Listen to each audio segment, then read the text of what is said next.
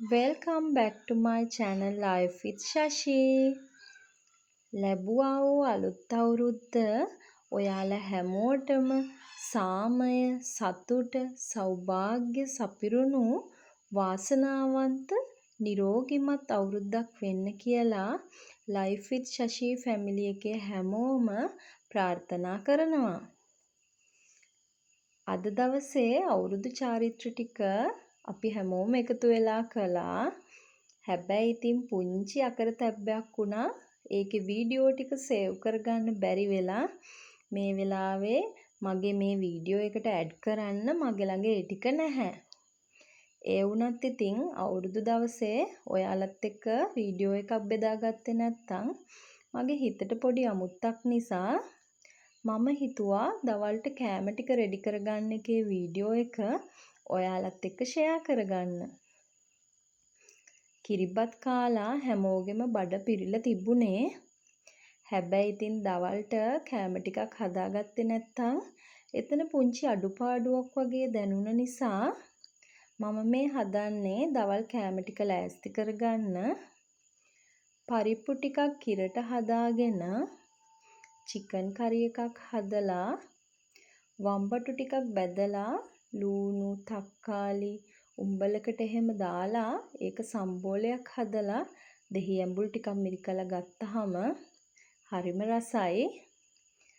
එළවලු බත් ටිකක් හදලා අඩුපාඩුවට පපඩමකුත් බැද ගන්නවා. ඔන්න ඉතින් මම පරිප්පු එක හදන අතරේ අපේ ලොකු ලූණු සුද්ධ කරනවා. මගේ දෝනිලා තුන්දෙනාම මේ වගේ දවසක වැඩ කරනකොට මට උදව් කරනවා ගොඩක් දුරට. එයාලා ඇවිල්ලා පොඩි උදව් එයාලට පුළුවන් විදියට මට කරනවා. ඉතින් ඒව පොඩි උදව් වුණාට මට ඒ අවස්ථාවට ගොඩාක් වටිනවා එයාලගේ උදව්. ඒ වගේම එයාලා ගැහණු දරුවෝ විදියට අධ්‍යාපන වැඩ කටයුතු වගේම මේ වගේ ගෙදර දොරේ වැඩ කටයුතුත් ඉගෙන ගන්න එක එයාලගේ ජීවිතේට ගොඩක් වටිනවා. මම මේ හදන්න යන චිකන් රෙසිපි එක මම බලාගත්තේ MR Kitchen YouTube channel එකෙන්. අද තමයි first time try කරන්නේ හදන්න. අපි බලමු හදලා.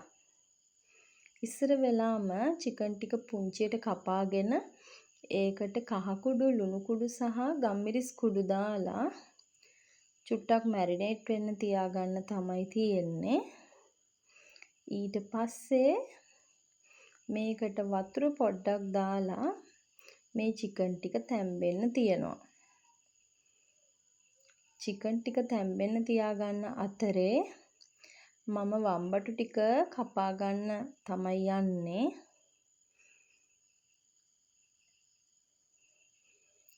චිකන් ටික මේ විදිහට මම තැම්බෙන්න තිබ්බා.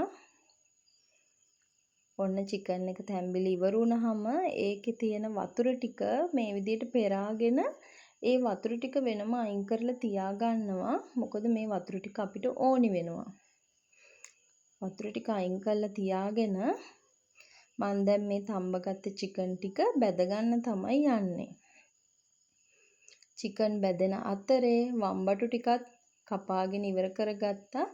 මොකද මේක බැදුනහම මට පුළුවනි මේ තෙල් එකෙන්ම වම්බටු ටිකත් බැද ගන්න. ඒ අතරෙම වම්බටු එකට අවශ්‍ය අනිත් දේවලුත් ලෑස්ති කර ගන්නවා. ඔන්න දෙවෙනි චිකන් කරි එකට අවශ්‍ය අඩුම කුඩුම ටික හදා ගන්නවා. දෙවෙනි දන්නවා මොනවද දැන් චිකන් එකට ඕනි කරන්න කියලා. ඉතින් එයාට කියන්න දෙයක් නැහැ. එයා අවශ්‍ය ප්‍රමාණත් දන්නවා.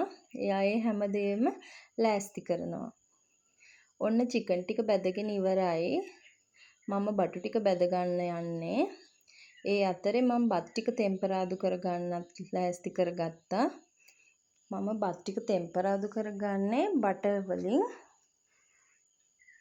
බටර් සුවඳ මුළු ගේ පුරාම එනවා මේ වෙද්දි බටර් ටික රත් වෙනකොට. බටර් වලින් ටෙම්පරාදු කරගත්තාම ඇත්තටම බත් එක හරිම සුවඳයි. ඒ වගේම හරි වෙනස් රසක් තියෙනවා. ඔන්න මම එනසාල් දැම්මා මේකට. ඊළඟට මම මේකට ග්‍රේට් කරගත්ත කැරට් ටික, ඒ වගේම පුංචියට කපාගත්ත ලීක්ස් ටික, තව මම මේවට ගෝව ටිකකුත් එකතු කරගන්නවා. ගෝව දැම්මම බත් එක හරිම රසයි.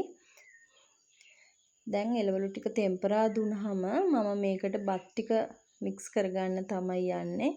බත් ටික මේ එළවලු ටික හරි ලස්සන පාටට තිබ්බ බත් එක. මොකද ගොඩක් එළවලු මම තම්බ ගත්තේ නැති නිසා. දැන් චිකන් කරි එක හදන්න යන්නේ. තෙල් ටික රත් වෙන්න තියලා ඒකට එනසල් කරාඹු නැටි, උළුහාල්, කුරුඳු පොත්තක්, ඒ වගේම හොඳට තලාගත්ත ඉඟුරු සුදු ලූණු, රම්පේ කරපිංචා, අමු මිරිස් ඔය ටික දාලා තෙලේ බැදෙන්න දෙනවා. ඔන්න මේ ටික තෙලේ බැදෙනකොට හරිම සුවඳයි. දැන් මම මේකට මිරිස් කුඩුයි 3-5 කුඩුයි එකතු කරගන්නවා. ඊට පස්සේ ලූණු ඒ වගේම මේකට මම එකතු කරගන්නවා පුංචියට කපාගත්ත තක්කාලි ටිකකුත්.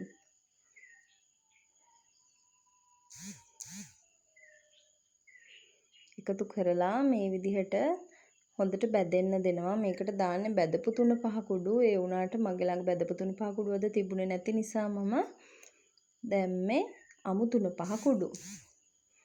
ඒ ටික බැදීගෙන එනකොට අපි අර චිකන් එක තම්බලා අයින් කරගත්ත වතුර එක තියෙනවනේ. අන්න ඒ වතුර ටික මේකට දාලා ඊට පස්සේ බැදගත්ත චිකන් ටික මේකට දානවා.